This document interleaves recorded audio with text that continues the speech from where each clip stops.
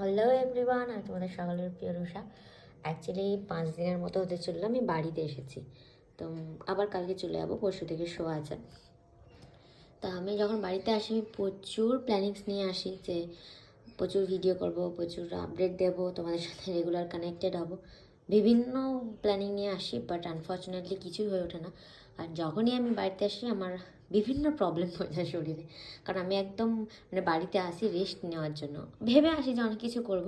তো এবারের প্রবলেম হচ্ছে আমার শরীরে প্রচুর অ্যালার্জি হয়ে গেছিলো। অ্যালার্জিটা তখনই হয়েছিল, বাড়িতে এসে যখন বাড়াবাড়ি হলো তখন ট্রিটমেন্ট করলাম। তো এখনও হয়তো মুখে আমার মার্ক অনেক বোঝা বোঝা যাচ্ছে, আর এখনও অনেক মার্ক বোঝা যাচ্ছে। মানে এই সাইডটা পুরো মুখের ফুলে গেছিলো, এই সাইডটা একদম মুখের পুরো ফুলে গেছিলো। সো আপাতত এই মুহূর্তে আমি পুজো দিতে যাবো, রেডি হচ্ছি। তো যেহেতু কিছুই আপডেট দেওয়া হয়নি, তো ভাবলাম এইটুকুনি তো ভিডিও করা যেতেই পারে, যাতে মানুষ আমাকে মনে রাখে। তো মোটামুটি রেডি হয়ে গেছি, কারণ একদমই কিছু রেডি শেডি হবো না, এভাবে সিম্পলি যাবো, কারণ আমি নাচের বাইরে মেকআপ করতে একদমই অপছন্দ করি।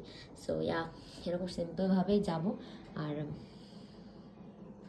সেইটুকুনি।